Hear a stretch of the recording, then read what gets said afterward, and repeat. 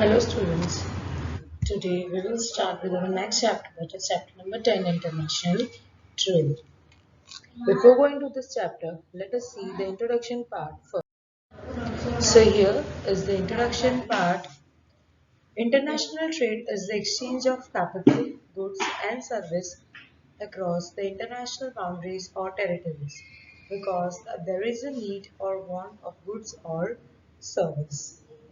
So generally, what do you mean by international trade is international trade means the trade that is done outside the country or outside means internationally we are doing this. Let us take the example. India, if it is trading with the USA, that means this is an international trade. So international trade is generally across the boundaries of the country. In the most countries, when trade represents a significant share of gross domestic product, that is GDP, while international trade has existed throughout history. For example, Uttarapad, Silk Road, Amber Road, Scramble for Africa, its economic, social, and political importance have been on the rise in recent centuries. Carrying out trade at an international level is a complex process when compared to domestic trade. When trade takes place between two or more states, factors like currency, government policies, economic, judicial system, laws, and markets influence the trade. So natural resources have been distributed unequally among the different countries of the world. So some of the other countries they have specialized in their products. So as a result, people have to depend upon the other countries to fulfill their needs. If it is not possible to produce an item in a particular country or the production of that item is lesser than its requirement and at the same time the other country has an adequate amount of that item, then such items can be bought from that country through international trade. In addition to this, if some items can be manufactured in a country with less better quality, then such items can be sent to the other countries when utilizations of natural resources of the world can be done in the best way. If the developed countries have industries and underdeveloped countries have raw materials, then the trade between such countries become necessary. We cannot imagine the world without international trade. International trade is an Asian system. So in India as you all know is an agricultural country. So whatever the agriculture products we are there, then what we do is we export that in the foreign countries. The khadi cloth is also being exported in foreign countries, and many more items are there that are being exported from India to other countries. Let us take the example of Navratri clothes. Navratri clothes means the chanya choli and kedi and all such things. This is an Indian tradition which is not available in the foreign market. So what we do is we export these types of products to the foreign markets. Clear? Now, let us see the concept of international trade. So, when the people or the institutions of a country do trading with the people of the institutions of another country, such trading activity is known as international trade or foreign trade. According to Thomas, exchange of products of one country with the other country means foreign trade. Means exchanging the goods by one country with the other country is known as foreign trade. Now, let us see the importance. If we are doing the international trade, what is the importance for the same? So, basically, here we have eight importance of international trade. So, the first one is benefits of division of labor and specialization. Second is development of undeveloped countries. Third, maximum utilizations of the resources. Fourth, development of auxiliary services. Fifth, to maintain price stability. Sixth, high standard of living. Seventh, exchange of culture, fashions, and knowledge. Eighth, helpful to communities. So these are the eight importance of international trade. Now let us see each of them one by one. So the first one is benefits of division of labor and specialization. As the natural resources of different countries have been distributed unequally, all demanding items cannot be produced in only one country. In a country where the productions of a particular item is suitable, such can be manufactured easily and with a low cost and can be exported to another country. In the same way, some demanding items can be imported from foreign countries. Due to international trade, both the importing countries as well as exporting country get benefits of division of labor and specializations. Means the things which are not available in India, we can export them from other countries, and the things which India is producing in large quantity can be exported to the foreign country. Clear? So division of labor and specialization has been obtained by international trade. Second is development of underdeveloped countries.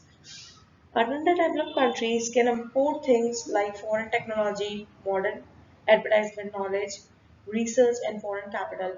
Less developed countries can make more development possible by entering into the contract of cooperation in industries and business with other countries. Means whichever the underdeveloped countries are there, they can produce the foreign cap means foreign technologies, modern administrative knowledge means any item that will increase their sale, and from developing country, I mean undeveloped countries, they can move to the developed country by exporting their products. Clear? Next, maximum utilization of resources. Maximum utilization of resources of different countries is made possible due to international trade. Every country imports the technologies, machines, and human labor as per its requirements and utilizes its resources maximum. People living in different countries use the natural resources of their countries by means of their skills and increase the production. Such surplus production is exported. Let us take the example of India. In India, agro-based culture is there, mean agriculture is more in India. So what they do is they increase the number of agro-based products and that they export in the foreign countries. So maximum utilization of the resources is being possible over here. Next, development of auxiliary services. The auxiliary services have developed commerce-oriented services like bank, insurance, warehouses, communication agencies, etc. Due to import and export in international trade. Now see, when we are doing the international trade, so import and export is being done. So we use many services. We use the services of banking for doing the payment to the other countries. We use the insurance company for insuring our goods. Then while transporting the goods, it does not damage. And if it is damaged, then insurance company will accept the claim for the same. Warehouses facilities we are using for storing our goods, and communication is being done between two countries. And certain agencies are also involved in it. So development of auxiliary services is also possible by international trade. Next is maintain price stabilities. Easily available items of the country can be exported and to overcome price falls, and highly demanding items can be imported to control the price hike, and this way the price level can be stable by means of international trade. So we can stabilize our price also. The things which we are producing in the large quantity that can be exported, and the things which are less means the number of items which are less that can be imported from the other countries. So price stability can be maintained. Next comes is high standard of living. Competitions can be seen among the different countries in the international trade. Just to stand in the competitions, each producer tries to lower the price and higher the quality of its product. The standard of living of the people can be improved when they get good quality at the low price. Means as such we are trading in the international trades. There are many countries, there are many producers, so the competition level increases. So the producer who provides the goods at the low cost with a high quality, so that country will import that type of goods. It is but obvious that in the less price, if we are getting the good quality product, then it is much natural that all the countries will import that type of goods. So competition level is being increased in the international level, and the standard of living also is increased. Next comes is exchange of culture, fashion, and knowledge. Different countries come into contact with one another by means of international trades and can get information about one another and understand one's another's culture, so that international cooperation and harmony can be maintained over a period of time. Thus, cultural fashions and knowledge are exchanged among various countries. Let us take the example of Donald Trump. When Donald Trump has been in contact with Narendra Modi, he has done means he came to know about many things of India. He came to know about the culture of India. He's also visited India and many things he has seen in India. So by doing this international aid, what happens is the different countries come into contact with one another and they come to know about the culture, fashions and knowledge about and each of the country. Clear? So this is also possible by international trade. Next comes is helpful to calamities. International trade gains more importance whenever there is a disruptions in supply of goods due to man-made or natural calamities such as drought, earthquake, epidemics, etc. In India, agriculture mainly depends upon rain. Agriculture fails when there is an inadequate rain. In such conditions, grain can be imported and the natural calamities like drought can be overcome. So if certain times during in calamities time, we can import the things from the other countries. Clear? So it is also helpful in the calamities. So this were the importance of international trade, and the last importance here is world as a market. Internationally developed and prosperous nations use superior technologies and produce things on a large scale. They are always trying to find out the potential market for surplus productions across the borders. As a result of this international trade, international market is developed. This way, many countries of the world enter the international market. Hence, the world becomes a global market. Clear? So these were the importance of international trade. Let us revise it once again. The first one was benefits of divisions of labor and specialization. Second one was development of underdeveloped countries. Third, maximum utilization of resources. Fourth, development of auxiliary services. Fifth, to maintain price stability. Sixth, to maintain high standard of living. Seventh, exchange of culture and fashion and knowledge. Eighth, helpful in calamity. And the ninth one was world as a market. Now let us see the next topic, that is incentives for export trade. Which are the incentives? So here you have the list of incentives of export trade. So the first one was trade agreement. Second is financial and economical encouragement rewards. Third, collective and systematic economic encouragement. Financial facilities and services, non-economic facilities, special economic zone, export processing zone.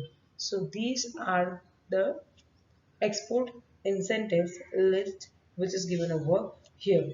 We have total 7 export incentives. Now what do you mean by export incentive? A country has to import things to maintain the supply of inevitable items for the security of the nations and the economical development. Importer purchase products and services have to be paid in the form of foreign exchange. Export has to be made in order to gain foreign exchange and for the stability and security of economic. In this situation, every country provides incentive for export trade. Any incentive provided to the exporter who export the products of the high quality at the cheap rate and make it available there when it is demanded in the country and export them to the importer is called an incentive for the export trade. Usually government is responsible to provide export incentives. The government performs as a media for providing incentives. Incentives means is a kind of a reward that if you are exporting the products, means from your country, if you are exporting the products, it is but obvious that the amount which you will get. Let us take the example of India. If in India we are exporting the goods and the country which is giving us the payment is being made in the dollars. Yes or no? The payment is being made in the dollars, and it is but natural the amount of the dollar is more than the Indian currency. So if you are exporting the products, so the development of the country is being possible. So for that the government provides certain rewards in the forms of incentives. So there are the list of 7 incentives that are being provided by the government. Now let us see each of them one by one. So the first one was trade agreement. Export is encouraged by the means of trade agreements. These trade agreements are made by the medium of politicians who are politically favorable to each other. As per trade agreement, one or the more country imports product or service or give it a priority. Second, financially and economically encouragement reward. Export encouragement is provided by the means of financial and economical encouragement. This medium has been widely used for a long time. As per the scheme, first step is to give the direct reward to the exporter at predetermined rate, and the second one is non-collection or less collection of sales tax and excise duty on the exported products. Third one is to give full or partial exemptions and the income tax or export income. Fourth one is encouragement is given by providing the raw materials, other equipments and electricity at the lower rates to the product of exporter.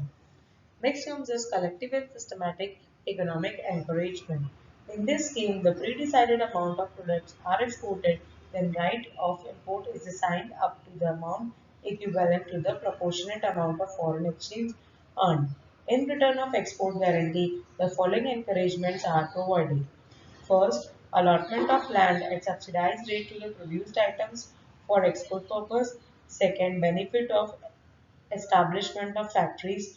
Third, encouragement to establish factories in the free trade zone which are free from taxes and other regulations on obligations to export total production as per pre-decided ratio. Fourth, financial facilities and services. Export encouragements are provided by means of financial facilities and service. Now, here is the list of those services. The first one is to make arrangement for the exporter to get the billing amount on the same day when they export the product. Second, to provide protection against the fluctuations in exchange rate. Third, to make arrangement for the importer to receive the goods easily. Fourth, to provide services as the guarantor of the importer after assigning the financial soundness of the importer. Next comes as non-economic facilities. Encouragement is made by means of non-economic facilities instead of direct economic aid to the exporter, such as to provide necessary information for the export, to train and prepare manpower required for the production of export-worthy products, to promote a competition among the exporter and give award to one who export the most. Third, to provide information about the export markets. And next is declaring strikes and lockout as an illegal activities of the factories in which export products are produced. Such non-economic encouragements are provided. Next is Special Economic Zone. A law about Special Economic Zone was passed in the Parliament in the year 2005 and was implemented from 10th February 2006. Special Economic Zone is such a geographical area where the economical laws of the countries are more liberal. Many special economic zones are covered under Special Economic Zone as Export Processing Zone, Free Trade Zone, Free Ports and Industrial Zone, etc. The main aim of this is to attract domestic and direct foreign capital investment. Means if you are making the free trade, reducing the tax level, so but obvious the producer will be encouraged to export their products. So that will increase the trade of the country. Next is Export Processing Zone. The Government of India has established export processing zone in different areas of the countries in order to encourage export trade. It is an attempt to obtain foreign exchange on a large scale by way of export promotion. Export processing zone and free trade zone are synonyms to each other. Under the policy declared by the Government of India, free trade zones have been established at different places like Noida, Kochi, Chennai, Visakhapatnam, Dwarka, etc. In the free trade zone, excise duties, regulations of financial transaction inside the countries and foreign countries, and some labor laws are liberal in order to encourage export. Assurance are given for the primary facilities such as roads, electricity, water supply, etc. So the government provides letters of various information about exports to the exporters and export processing zone. So these were the seven incentives of export. Let us revise it once again. The first one was trade agreement. Second, financial and economical encouragement reward. Third, collective and systematic economic encouragement. Then next, financial facilities and service, non-economic facilities, special economic zone, and export processing zone. Now let us see the import procedure. So basically we have 9 steps of import procedure. The first one is to obtain the license. Second, arrange for foreign exchange. Third, place an order. Fourth, dispatching letter of credit. Fifth, to get document from exporter. Sixth, to get order of receiving goods. Seventh, paying the import duty. Eighth, making the payment of dock charges. Ninth, getting the possession of the goods. So these are the 9 steps that we have to follow for import procedure. Now, what do you mean by import procedure? International trade means the trades of import and exports. When the goods are sent to the foreign countries from India, it's known as export. And when the goods are bought from foreign country in India is known as import for India. The process of import and export trade is different. The import procedure in different countries is also different. The procedure to import goods in India is as follows that I have shown you over here. 9 steps that are to be followed for importing the goods. So the first and the foremost is first one importing means obtaining a license. If the importer wants to import the goods listed in the list of required items and services published by the government, he has to obtain an Open General License, that is OGL, which is easier.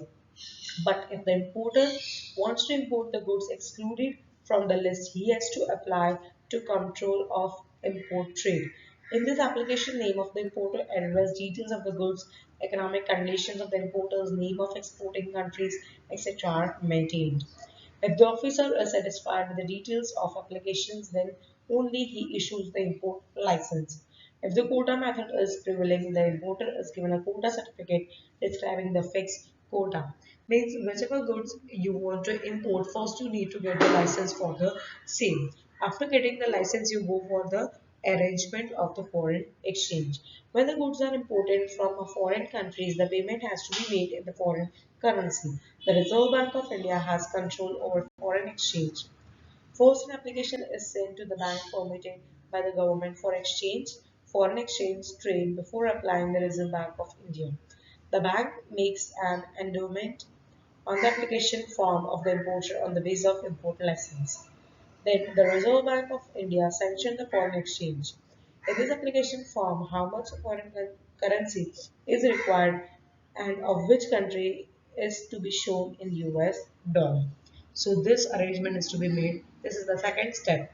And the third step is to place an order. Whichever goods you want, you have to place the order for the same from that particular country.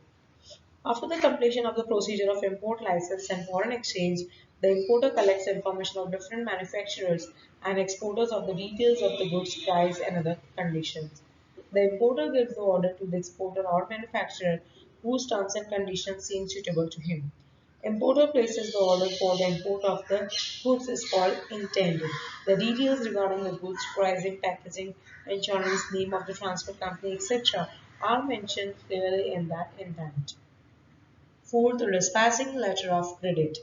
Dispatching letter of credit. Letter of credit means a document assuring the exporter regarding the payment of the goods on behalf of importer and whether the importer has been capable of making the payment or not.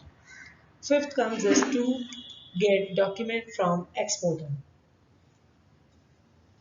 So the exporter sends all the requirement documents to the importers through the banks. Generally, he sends the documents through documents against acceptance and document against payment, which are released by the importer. Next, to get the order for receiving goods. Bill of lading is one of the documents received by the importer showing the ownership of the goods. The exporter makes the endorsement of the document for the transfer of ownership of the goods in the favor of importer. This document is being presented to the office at the shipping company. The possession of these goods is within shipping company. If the freight is to be paid by the importer after receiving freight, shipping company makes an endowment of the bill of lading giving order to caption of ship to release goods in favor of importer. Next, paying the import duty. The importer has to pay import duty on the imported goods. The goods are not allowed to bring outside the port until the import duty is paid or exemption of duty certificate is produced. On the basis of consular invoice and the certificate of origin of the goods, if less excise duty is to be paid, a bill of entry from has to be prepared.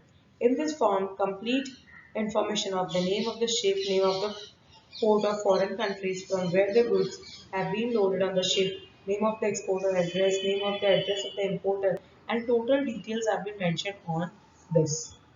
Next comes is payment of the dock charges. Now while we are going to take the goods, we have to do the payment of dock charges. The importer has to make the payment of certain kinds of charges using the place where the vehicle arrives, either by airways, roadways or seaways. So that duty is known as dock charges. And the last one is getting the portion of the goods. After doing all the after doing all these formalities, you get the position of the goods. So these were the 9 steps of import procedure. Now, next comes is the export procedure. In the export procedure, we have basically 16 steps in it. So the first one is getting an order, second, obtaining export license, third, collecting goods, fourth, foreign exchange activity, fifth, obtaining letter of credit, sixth, obtaining shipping order, seventh, payment of excise duty, eighth, making payment and marking of goods, ninth, getting insurance of the goods, 10th, obtaining carting order, 11th, made receipt, 12th, obtaining bill of lading, 13 certificate of origin, 14 consular invoice, 15 sending document, 16 collection of money. So these are the total 16 steps of export procedure. Now let us see each of them one by one. So the first one is getting an order. So firstly, you will get the order from the other country. Now, after getting that order, what you will do is you will obtain the export license.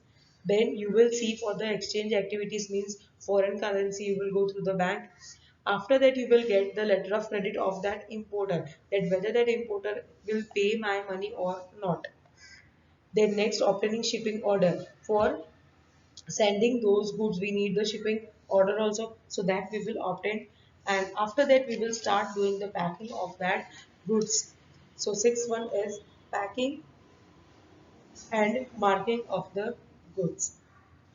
Means first what we did is we got the order, as per that we have obtained the license for the same, then we have started collecting the goods, and then after we have done the foreign exchange, means we have seen the arrangement of foreign exchange, then we have got the letter of credit that whether that person is able to pay that much amount or not. Then after we have obtained the shipping order, that which company will send the goods and what are the policies of that all companies that we have seen. And then after we have to do the payment of excise duty, and after that we will start packing our goods, packing and marking of the goods. If the goods is perishable, then that mark is to be done, and if that goods is means some mirror or something has been involved, so we have to write it or mention on that that it's at the glass so handled with care or whatever is there, so that packing and marking is to be done. And then after we have to obtain the insurance of those goods, that while transporting the goods if some damage occurs, then we are having the insurance for the same. And then after we will obtain the carting order. Carting order means permission of boarding the goods on the ship. If we are selling the goods through ship, it is but obvious that we are doing the international trade, so it is being possible only by the airways or by waterways. So if we are sending through ship, we have to obtain first carting order, that on which date we can bring those goods. So first obtain the carting order, then afterwards you have to take the made receipt. When the goods are loaded on the ship, a receipt is issued by the captain of the ship or by the his representative certifying the acceptance of the goods is called made receipt. That we have to obtain. And then after obtaining bill of lading. Bill of lading is the arrangement between the shipping company and the exporter by which the shipping company gives assurance to transport the goods from one part to another part. Means first what we did is we have transported the goods through ship, and then after we will get the made receipt from the captain of the ship, and from that we will get the bill of lading. Bill of lading is an arrangement between the shipping company and the exporter by which the shipping companies give assurance to the exporter of the goods from one port to another port. Means let us take the example that we have ordered the goods from Australia. So from the Australia's port, it will take the permission from India's port. So that's known as bill of lading. Then after is certificate of origin. Certificate of origin means from which country the goods which we have imported is from which country. So that is certificate of origin. Let us take the example again. If we are exporting the goods from importing the goods from Australia, so Australia has to give that certificate of origin that yes, these goods are produced in my country. And 14th is consular invoice. The exporter obtained the certificate about the price of the goods from consular is known as consular invoice. Seventh, sending documents. Now all these documents which we have collected, that we have to send to whom? We have to send to bank, and that bank will send these documents to the exporter, to the importer, whosoever is importing our goods, to that person that bank will send. So sending documents, and after sending these documents, that importer will send the money to us. So 16th step is collecting the money. So these were the 16th step of export procedure. Once again, let us revise them. The first one is getting an order. So let us take the example of two countries, Australia and India. India has placed an order in the Australia for supplying some goods. So Australia first step what was that he will receive the order. Now he has received the order for supplying goods. Now of that goods he will get the license that whether I can send this goods or not. So license he got. After license what he will do is he will start collecting that particular goods. After collecting that particular goods, he will see for the arrangement of foreign exchange activities, that through which bank he can do the foreign exchange or through which bank he can send the documents. So that he will do. After that, he will get the letter of credit. It whether that importer means whether India is capable of paying that much amount which he is exporting. So that he will get letter of credit. And then after he will start doing the arrangement for sending the goods. So for that he will get first shipping order, and then he has to pay the excise duty. Then proper packing and marking is to be done. If certain remarks are to be written on that product, that is to be done. Then after he has to get the insurance for that goods. After that he has to pay the carting order. He will get the neat receipt from that captain of the ship, and then he will get the bill of lading from where these goods are being shipped. From Australia port, these goods are being shipped, and now it will come to India's port. So that is known as bill of lading. Then he has to also give the certificate of origin that yes, these goods are being produced in our country. And lastly is consular invoice that tells about the price of the goods is known as consular invoice, and the exporter means Australia will collect all these documents, and then he will send this document to bank to that importer means to India, and then India will verify all these things, and then he will do the payment for the same, and the last step is collection of money, and he will get the money at the last after completing all this procedure. Clear? So this was the export procedure. Now, next is rule of GATT and rule of WTO. Now, what do you mean by GATT? GATT means General Agreement on Trade and Tariff, and WTO is World Trade Organization. After the Second World War, political equation at international level has been changed. The nation has been involved in the war becomes weaker economically. In such new political conditions, the necessary emerged to establish an organization in order to create harmony among the different countries in the field of trade and other fields. As a result of general agreement and trade and tariff was made, each country created some restrictions or limits as per their requirements, but no development could be achieved due to this, and the necessary liberalization emerged and WTO was formed. Now, World Trade Organization. What do you mean by World Trade Organization? World Trade Organization is an international trade relationship so that there can be the common place for international trade and the path to globalization can be widened and spread. The world 104 countries have signed in the support of this organization. This organization started its work officially from 1st January 1925. India is a member of this organization from the beginning. Service sector has got rapid growth due to work and administration of WTO. Boundary lines were erased in the field of insurance, banking and transportation, and the entire world has become a global village. World market is developed along with the world trade.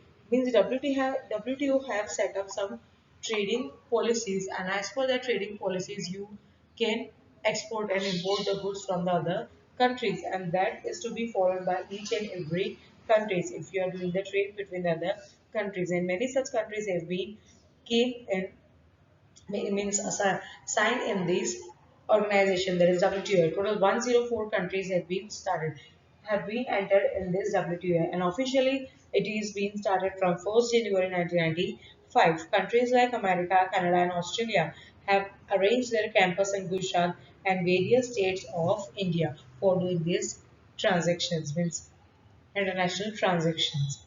Next is General Agreement on Trade and Tariff, that is GATT. The government of India has made different agreements with different countries in order to join its industries with the foreign stream is known as it's called as GATT. In 1948, an agreement among 23 nations have been made at Geneva. The basic aim of this agreement was to bring international trade in the directions of free trade and to enhance the international trade and to encourage the divisions of religion labor. GATT is free trade policy suitable to globalization. The administrative system is also favorable and the material facilities have also been increasing. Modern streams in trade world are taking shape. So in 1948, 23 nations known as founding members established GATT in Geneva, India was one of them. The main aim of this agreement was to remove barriers from international trades by reducing tariff, enhancing international trades, and encourage division of labor. The policy established under GATT encourages free trade, that is liberalization and globalization. As a result, physical facilities are advancing rapidly all over the world. Modern streams in the trade world are taken steps. Intergovernment organizations between 104 nations, including India, signed an agreement and established WTO on 1st January 1995. Its goal is to help importer and exporter.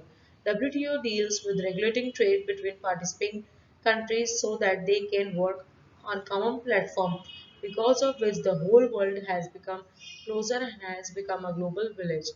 Service sector have got rapid growth due to WTO, as well as agriculture, industrial, health and facilities.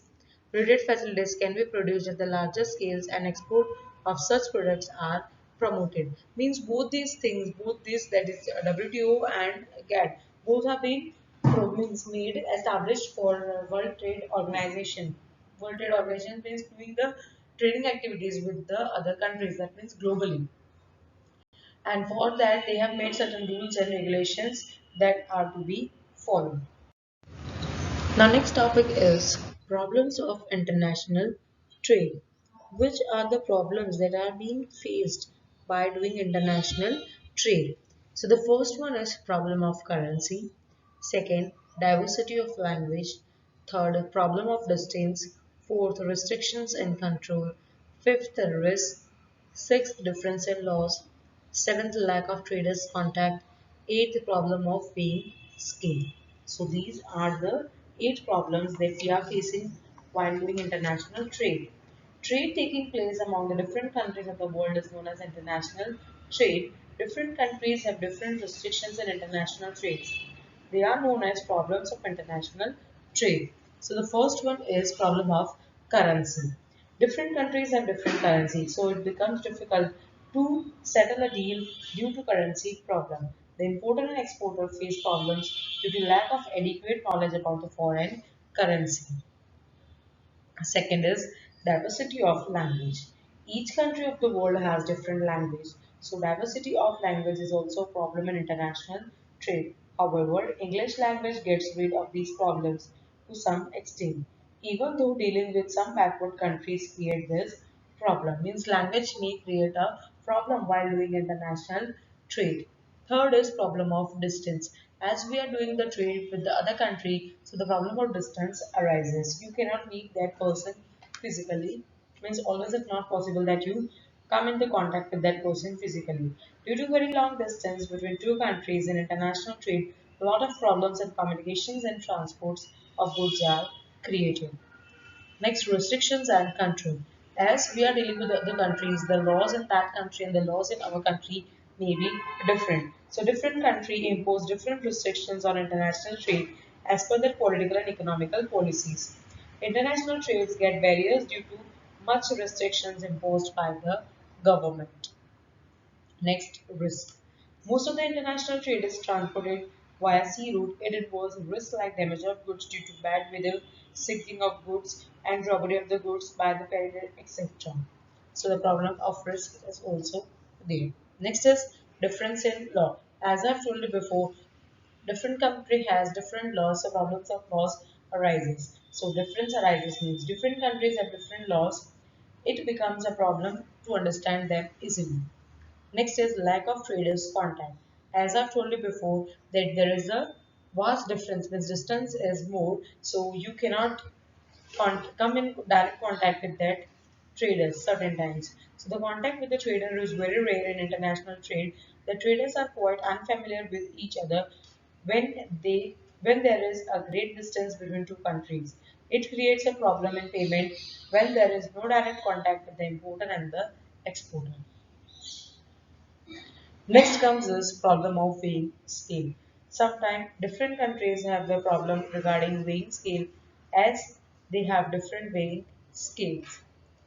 In India, we have the weighing scale of kgs, and in foreign they have the weighing scale as per that pounds. So the difference in weighing scale arises. Clear? So these were the 8 problems that we are facing while international trade. The first one is problem of currency. Second is diversity of language. Third is problem of distance. Fourth is restrictions and control. Fifth is risk. Sixth is difference in laws. Seventh is lack of traders contact. Eighth is problem of weighing scale. So with this, we have completed our chapter number 10, that is international trade. In your textbook on page number 119, you can see the difference between internal trade and international trade. You can go through that difference once. And in your textbook on page number 120 and 121, you are given the exercise for the same that you have to complete from the PDF which I will send you later. Clear?